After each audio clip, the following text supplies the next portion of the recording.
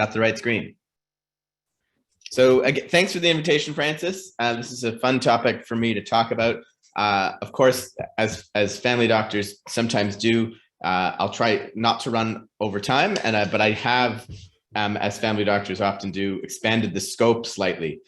So I'm not just going to talk about social determinants. I will get to social determinants. I'm going to talk a little bit about some disease risk factors, because I think from a informatics point of view, that's maybe some of the more interesting work that I've done here in some of the research that I've done. Just to mention, of course, I'm coming to you from what's called Winnipeg. You may be familiar with Winnipeg. Winnipeg is in Treaty 1 territory, which is the original lands of the Anishinaabe, Cree, Oji-Cree, Dakota, and Dene people, and of course the homeland of the Métis Nation. And just to acknowledge that some of the work that I participate in and have had the privilege of being part of is trying to address some of the harms of the past, and certainly working with Indigenous communities in a spirit of reconciliation and collaboration. And I think some of this, you'll see some flavors of that, kind of trying to address the needs of people in a holistic manner, at least in the kind of data we collect. I do have a few conflicts of interest. Some of the work related to the natural language processing was funded in a grant through IBM, but I won't be specifically promoting any kind of materials related to the funders. So just to get the table set here, I wanted to describe some issues around risk factors and that risk factors are, what I'm describing here are things that drive acute and chronic illnesses, both social, environmental, and health-related behaviors. In fact, precede many diseases that we see certainly in primary care settings, but also tertiary hospitals, that kind of thing. Many of the inequities in terms of outcomes and prevalence of diseases, both acute like COVID and other chronic diseases, like many of the things I deal with in my clinic, were certainly exacerbated by the pandemic. And during the pandemic, everyone became an armchair epidemiologist. And so it was pretty obvious, if you were looking at the data, that you could see that the burden of illness was not shared equally. And so thinking about some of the drivers of the burden of illness, I think is helpful. And I'm participating in direct a practice-based research network, or practice-based research and learning network. And I think I want to just describe some of how that infrastructure is useful. So medicine's not the most important driver of health outcomes. This often goes without saying into clinical audiences, but I know there's probably both clinicians and sort of policy folks or informatics folks here. So just to make that clear, the map of Winnipeg there shows that disparity in terms of life expectancy quite dramatically. And so the sort of orange in terms of male and a little lighter yellow in terms of female, just west of downtown is where my practice is. And certainly the downtown area has lower life expectancies by a little bit. And there's almost a 10-year gap in Canada between richer and poor neighborhoods. And this pattern is repeated internationally and across cities and regions. This is true in most places that this kind of thing is measured. So some work's happened, lots of work has happened before now, thinking about social determinants and what makes people sick. And the Canadian Medical Association produced that graphic quite a while ago, trying to describe the drivers of what leads to illness. And earlier work, this graphic or this framework that sort of tries to explain how individual risk factors, the age and sex and some of those constitutional factors are really driven and are wrapped around the lifestyle factors, social factors, and the sort of general socioeconomic and cultural environmental factors that really lead to what physicians or other healthcare providers deal with in terms of outcomes. And so this concept that it's not just that people don't develop disease, whether it's diabetes or COVID, out of the blue, is something that's really crucial. But to that end, to sort of reflect the title of the talk, if you don't measure it, you can't manage it. Peter Drucker, of course, is a management consultant, not a healthcare thinker, but I think has said some things that are relevant to healthcare. And then, of course, my favorite by far healthcare thinker is Don Berwick. And Don Berwick has one of my favorite quotes of all time, that, some is not a number and soon is not a time. I'm really talking about how to apply the model for improvement. Of course, I added once to that in a meeting with some health administrator folks who were saying that they hoped that their plan would work. And I said, hope is not a plan. So this is a concept that I suspect is familiar to most of the folks in the audience, that garbage in, garbage out, and certainly bias as we move to more advanced analytics and machine learning and artificial intelligence. This risk of bias becomes multiplied if the inputs of our data are biased in certain ways, if they capture certain things, don't capture others, or don't capture the true determinants of disease in meaningful ways. And so I don't think I have to describe this terribly to a group of informaticians or folks that are interested in informatics. But again, it's a really important concept, I think, just to underline some of what I'm describing here. And just a recent example, of course, I suspect many of you are familiar with this. This was an algorithm in the US that was designed to identify which patients would benefit from case management being something that had been shown to actually improve efficiency and effectiveness of care. But the algorithm actually was discriminatory effectively because of the underlying inputs. And so the algorithm used cost as a surrogate, but there are many people, particularly in the US, folks who are Black or African-American, who actually, because of the way the sort of structural components of how healthcare is delivered, actually appeared to be costing less, but in fact had poorer outcomes. And so this algorithm that was designed ostensibly to try to pick out the high cost users actually didn't deliver good outcomes because it missed, based on the data that it was inputted, it missed people who, for various reasons, weren't actually being able to access care, and so therefore weren't actually costing anything, but were having terrible outcomes. And going back in terms of the history of healthcare informatics, Larry Weed, of course, is sort of the godfather of the SOAP node and the problem-oriented medical record, and I think had some phenomenal things to say back in 1968, so before I was born, about how the medical record is essential, and the data, managing the data that we collect in our practices and in the healthcare system in general is really important. So this feeds into sort of the current frameworks and construction of this, which is this concept of learning health systems, which learning health systems, conceptually, the idea is that we measure things and we iterate, we test and sort of follow this circular kind of model of being able to understand what's going on, analyze it, and then as interventions or managerial or management strategies are applied at the system level, we can assess their impact. And so as opposed to just having siloed based care delivery, which largely is what exists in Canada and some other countries, particularly in the US, we're only slightly better, ranking sort of 11 out of 12 industrialized countries or high income countries. But the framework in primary care, where I work and spend most of my clinical and research life, is this idea of the patient's medical home and then the patient's medical neighborhood, which, if we get it right, would be in theory integrated and would have interoperable systems that actually wrap around the patient as opposed to the clinic or the institution. And so practice-based research networks are sort of a driver into that interoperability. And so I'll try to explain some of that in a little bit. I work and I direct the Manitoba Primary Care Research Network, which is part of a larger network called CIPSIN. There in the center, the Canadian Primary Care Sentinel Surveillance Network, the infrastructure and the backbone of which is basically designed to extract EMR data, process it, use it for surveillance, and then feed it back to practices and sort of play that integral, that sort of connector role. And in some jurisdictions like Ontario, there's been some recent investments in trying to link up the data and connect these research networks, but also connect it with administrative data. So in the next sort of 20, 30 minutes, what I'm going to try to explain are sort of three key concepts here. One is about measuring behavioral risk factors and how we do that within CIPSIN, and how I think that is a bit of a model for how you deal with unclean data.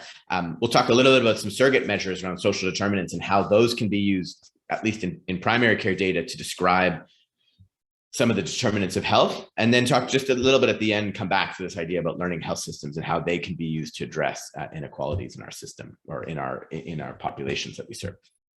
So this work started several years ago. A colleague of mine, Michelle Griever, did this really fun paper about who gets asked if they smoke, and knowing that cigarette smoking, I don't think I have to hammer the point, but is a huge driver of many diseases, cancers, COPD, other things. And a few years ago, I replicated to an extent this work and took it one step further, looking at who gets asked about their alcohol consumption. Similar to tobacco smoke, alcohol contributes to a large number of deaths in Canada and certainly internationally. It's associated with many comorbidities.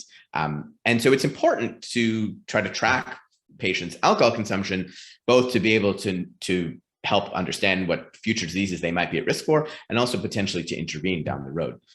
This just describes some of the areas of the body. Basically, anywhere the alcohol touches can conceivably sometimes leads to higher risk. Certainly more common in higher drinking, higher consumption of alcohol. So don't be too freaked out. My usual I'm in my clinic today, but my usual presentation spot has a wine rack behind. So it's always fun to talk about how terrible alcohol is when I do consume myself, but typically not in high amounts. So in the study that we did, we actually found that only about 40% of patients, 40.6% of patients to be precise, had their alcohol use documented at all. And that might mean when we looked at that cohort, what that might suggest is that actually it was the people who the physicians or the primary care providers were a little bit more worried about, because they were a little bit more likely to be male. They were generally older. They are people that were seeing their primary care provider more often, and people who had some comorbid conditions like hypertension, diabetes, and certainly a skew to documentation of people who had documented heavy consumption. All of those increased the rate of alcohol use being documented. So it might suggest that some of that 59% left were just non-drinkers, but you don't really know when you're looking at the data. Of course, you can't assume just because it's not documented that means that person is a non-drinker. It just tells you we don't know what that is. And when we went the next step to say, so what was actually documented? So within the electronic medical record, there's a section in the risk factors that we extract from different EMRs, and what was in there. And so you can see sort of a dog's breakfast, quite literally, of different terms and descriptions of alcohol use, some good, some bad, some not, some high risk, some low risk, but many of which with variable spellings and different formats. And because with alcohol use, we don't have essentially a clinical standard, at least in Canada. And so the documentation is largely done in free text. And what ends up in the EMR, even when it's documented, may or may not be useful for actually trying to describe. And so if you're a human, you can read most of these things and you have a pretty good sense of what they mean. But if you're a computer or you're an algorithm, most of this is gobbledygook unless we can train you.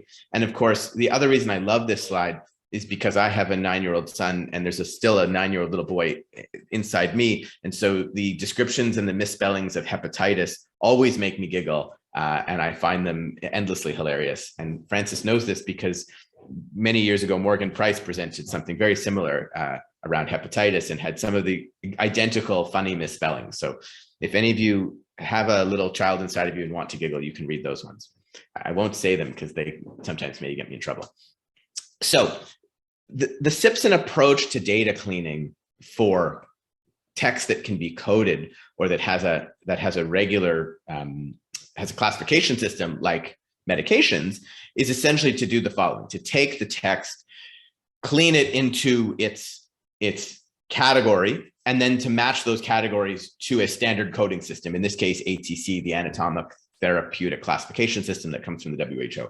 So you can see the terminologies, even though they might have text in their conception, actually match to a clear, cleaned category, a type of drug. And so even though Percocet is a particular brand, it is a brand of something that has a classification, and I don't need to know all of the different forms of oxycodone. If I want to search for patients who are taking oxycodone, I can use the ATC code. And so one of the key features of what SIPSN does in its surveillance work is do a whole whack of data cleaning, particularly in areas where there are classification systems like medications or diagnoses. We use ICD-9. But in natural language processing, we need to do things a little bit differently.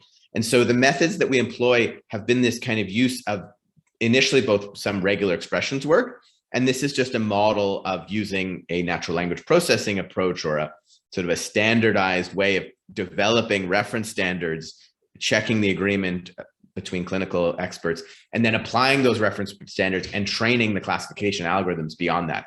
I should mention that the pandemic has been a huge boon for some of this, because way back when the pandemic started, all the medical students got kicked off of their rotations. And so I had a wonderful cadre of semi-employed or unemployed, really smart individuals who did a ton of this coding and standardization. So we had, at least 2 medical students review lists, long lists of words related to things like alcohol and PTSD and other things. And then we were able to use those reference standards to then train algorithms down the road. And so it's been a huge benefit. One of the unforeseen benefits of COVID was, when kicking medical students off of clinical rotations, was that I was able to engage them to do some of this work for me, with me. And then those reference standards can then help, we've used them to help develop, and some other of my computer science colleagues have then used, we started with some of these initial models, and we're now even doing some things around using a bag of phrases to try to determine what's the real meaning of the text. And you need, in order to train the computers, you need lots of data. You'll see in a minute some of the data we worked with. And of course, the computer scientists are always complaining that I don't give them enough. Even if if I give them 10,000 records, they say we need 100,000. If I give them 100,000, they say we need 1 million. And I can't get medical students to create a reference standard with 1 million. So what we did in the alcohol study was we were able to classify all of the terms that were placed in these free text areas of the EMR, and classify them into groupings of non-drinking, light drink, moderate use, past use, and heavy use. But interestingly, a huge component we were not able to classify at all, right? So there were nearly 14,000 records where the documentation just couldn't fit into a categorization of alcohol use, in part mainly because they focused on other things like family history. Father was an alcoholic. Well, that doesn't really tell you about the patient's drinking status, or other health conditions. Like I showed you before, patient has hepatitis related to their alcohol, or hepatitis for that matter. And then, so we've continued some of this work here, and are now looking at substance use overall. So getting back to smoking a little bit, and then looking at other substances. And clearly in the world of sort of documentation, there are issues, because some things get captured and some things don't. Some of the work we've done with substance use goes back to a data set that's a little bit older, back from 2020. But again, we were able to leverage some free labor during the pandemic to look at that data set. And in there, in the larger group with substance use, we looked at codes that looked at diagnoses when they were coded, so substance use disorder type codes. Also, if the substance use was documented as a problem in the risk factor table, and in counter notes. So EMR data, of course, is structured in different areas of the record. And we looked at those 3 components, both the coded section in the problem list, the risk factor table, which is a specific sort of drop-down list for some, or free text for others, and then the actual encounter notes, the SOAP notes back to the days of Larry Weed. And so in this case, in each case, at least 2 medical students reviewed the drug use documentation, categorized it, placed it into a DSM category, and then we made sure that agreement was good. And we are continuing that work to try to get the algorithms to work well and at a high specificity to analyze that, and then also to describe whether treatment and management was actually being offered or had been offered and declined. And so that's where using the encounter notes has been really interesting, because what gets put in the risk factor table is usually short strings of text, but the encounter notes offer a little bit more information about what may or may not have been offered, what the patients may or may not be doing to deal with their use disorder, assuming they have one or not. So this is just a flow diagram of how this broke down. So MAPCRIN is the Manitoba Primary Care Research Network. We have data on almost 300,000 patients. If we narrow it to just patients who are active, who've been seen within an office that's participating in the last 2 years, you get almost 200,000 patients. And then you can see it breaks down again. Some patients have substance use issues documented. So we excluded all the people who had, no substance use, no smoking, no alcohol. You get almost 50,000 if some marker that they are a user, or they have some use of some substances. And you can see it breaks down again. Some use alcohol, some tobacco, some drugs, and then illicit or prescribed. And then if you go the other direction, you can see some have specific codes of a disorder, like an alcohol use disorder or a substance use disorder. And then of those breaks down almost a third between alcohol use, tobacco use, and substance, other drug uses. And so with this is the part we're still working on, and I have no real data to share with you other than to say we're now looking at the risk factor tables connected with the encounter notes to try to see, can we derive from the notes in these groups of 1,500 people, having tagged some of them, to try to get the algorithms to then look and expand beyond. And so this is really just this is still a work in progress, of course, but conceptually the idea is that the more we can refine and clean the data, the more useful it is for us down the road. In terms of social determinants, a few studies I'm just going to walk you through some of how we've used it in some of the research that I do. It's really about measuring the social determinants and using surrogate measures to describe how they operate, how they affect care down the road. And so again, in EMR data, one of the most useful pieces of EMR data is this idea that we can capture certain growth measures. So this is a study that we did looking at pediatric growth, and you can see weight gets measured a lot more than height. And then if you narrow it down a little bit more, things like blood pressure, often don't end up in administrative data sources, but are really commonly documented in EMR data. And so blood pressure is a huge driver of disease. And in this cohort, we looked at children who had their blood pressure documented. Many kids didn't have their blood pressure documented, of course, but some did. And again, as you narrow it down, some kids actually were diagnosed with high blood pressure, clearly a marker of disease. Now, when you think about that in relationship to social determinants, we also measured, were children having diagnosis of higher blood pressures? Does that relate to their material or social deprivation? And so that's using a surrogate measure that comes from postal code data and breaks things down. In Canada, it breaks things down into quintiles. So the 5 quintiles, the first quintile being the least deprived, the 5th being the most. And you can see in this case, not a huge disparity actually between the normal and the high blood pressure in terms of material and social deprivation. Now, just to step back a second and describe material and social deprivation, these are indices, surrogate measures based on postal code data, and Stats Canada collects surveys and then relates it back to postal code. And so the social deprivation really relates more to the types of some of the social circumstances in the neighborhood, the population of people who are divorced, who live alone, and high residential mobility, which high residential mobility is really a marker of social challenges in a neighborhood versus, long-standing people who have houses or apartments for a long time. Material deprivation is more really a marker of socioeconomic status. So it looks at things like household income, unemployment rates, and of course, education, which have been validated over periods of time in the Canadian context and others. Certainly the UK has very similar census data as important surrogates. It doesn't mean that every single person at postal code is rich or poor or somewhere in between, but it's a pretty good indicator at the postal code level. And so again, getting back to blood pressure, not all deprivation has the same impact. You can see actually a slightly greater impact for material deprivation versus the combined or social. But in fact, when you adjust for other things like weight and height, it turns out that it doesn't have a huge impact, which is not the same as you get into adults. So blood pressure, certainly in children and adults, is a huge driver of chronic kidney disease. And in the case of chronic kidney disease, it's entirely true that kidney disease is the burden of kidney disease is not distributed equally. And those in the most deprived neighborhoods suffer from kidney disease at the highest rates. And so you can see the light blue and purple lines there at the top, and nearly twofold, 50%, 40, it's about a 1.5-fold increase from those in the least deprived neighborhoods. So the darker blue line in the first income quintile, or the first material and social deprivation combined score, have a much lower rate of chronic kidney disease. And what I often say to my friend who's a nephrologist is that he spends a lot of his day treating poverty with dialysis.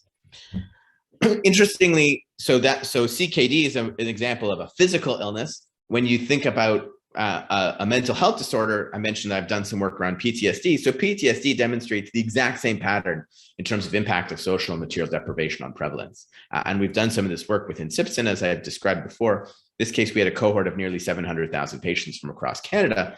And what you find in the case of PTSD is that if you go to the most deprived grouping, you have a much, much higher rate, 37% versus 16% within the cohort of folks.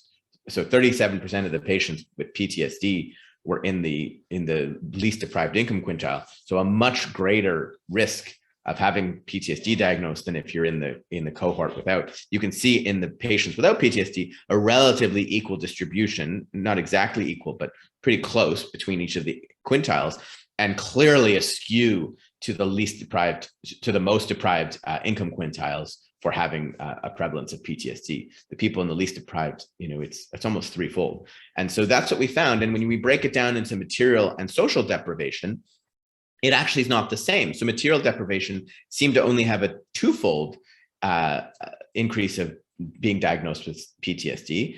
And in the case of social deprivation, fourfold. Now, of course, this is a chicken and the egg. Folks that live with PTSD end up, having issues with many social issues. And so you can see this trend here, which both reflects the fact that PTSD causes some social and material deprivation, but also, having premorbid social and material deprivation maybe makes you more likely. And we're not entirely sure which direction. It's probably both. So just coming around a little bit to how this can be addressed, and there's a bit of an informatics story in this piece. So some work was done, a ton of work was done in Ontario to develop this thing called the poverty tool, which was a booklet essentially that described what benefits people were eligible for. In Manitoba, we changed the nomenclature a little bit and called it the Get Your Benefits book. And some work was done to try to get that booklet in the hands of family doctors and say, tell your patients that they're eligible for many, many things. Certainly, if you claim your taxes in Canada, if you're poor, you tend to get a refund. But there's a huge number of people that don't actually file their taxes and therefore don't get a refund and aren't eligible for a whole bunch of other services. And so that was really what this was trying to address, but it wasn't taken up as widely as one would have hoped. And so we did some work to try to improve the poverty tool, or the Get Your Benefits tool, to develop this website so that it would make it, in theory, very easy for providers to enter all the information. And so it looks sort of like, this is actually screenshots from the actual tool. You would just link off from your EMR, go into this thing, you'd answer some questions. What clinic are you at? And answer some questions about the patients, how old, and what's your employment status. And based on the responses, there were 11 questions, so not a huge number. Based on the responses, you got a customized list of which benefits that patient was eligible for. What was interesting about this work, and I think where it's relevant, particularly for a group of informatics interested folks, is that when we looked at the provider finding, we asked providers what they thought about this web-based tool. They thought that it was, of course, important, but they weren't quite sure that they were the right people to be doing it. They couldn't necessarily build the time into a short primary care visit to also screen for poverty and try to address these issues.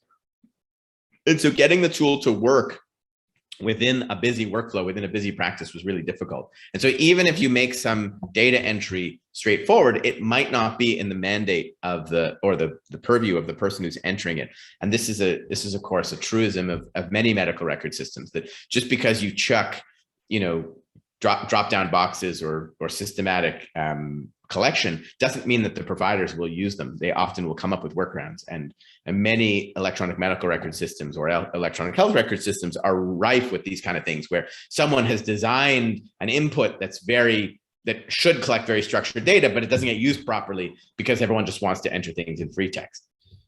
So that actually led to some other work that was started in Toronto, and we replicated and spread to Manitoba, to Winnipeg, where we actually we hired someone whose full-time job it was to be an income security health promoter. So they received referrals from the primary care teams, and then they were specifically tasked with trying to deal with people's income.